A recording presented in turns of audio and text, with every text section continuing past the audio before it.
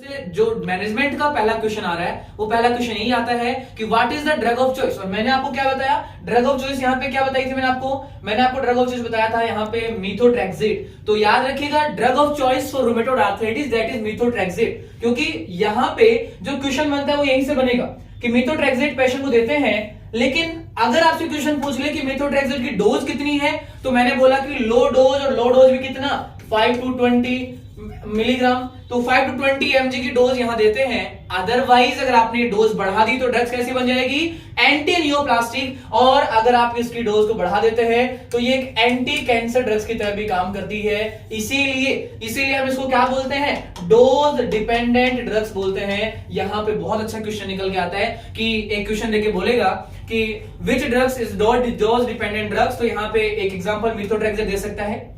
ऐसा ही एक एग्जांपल हमने ट्यूबरकुलोसिस में पढ़ा था, याद करके बताइए कौन सा था। तो ट्यूबरकुलोसिस में एक एग्जांपल मैंने लिखवाया था आपको कि वो ड्रग्स भी डोज डिपेंडेंट है। तो यहां पे डोज डिपेंडेंट ड्रग्स आती थी आपकी थाम्बुटॉल, अगर आप उसकी डोज को बढ़ा के देते थे तो डोज डिपेंडेंट का काम करती थी। याद रखिएगा छोटे छोटे क्वेश्चन बहुत इंपॉर्टेंट होते हैं, हमारे माइंड से क्वेश्चन स्किप हो जाते हैं। ठीक है, नेक्स्ट हम बात कर रहे हैं कि जब भी मीथोट्रेक्सेट देंगे साथ में क्या देंगे भाई, इसको फोलिक एसिड टैबलेट देंगे। और folic acid tablet vitamin B9 folic acid deficiency cause कर सकता है, ये पेशेंट को साथ में देंगे ताकि बॉडी में एनीमिया डेवलप ना हो। क्लियर है। तो DMARD ड्रग्स में 3 ड्रग्स आती हैं, ट्रिक के साथ मैंने याद रखने के लिए बोला था।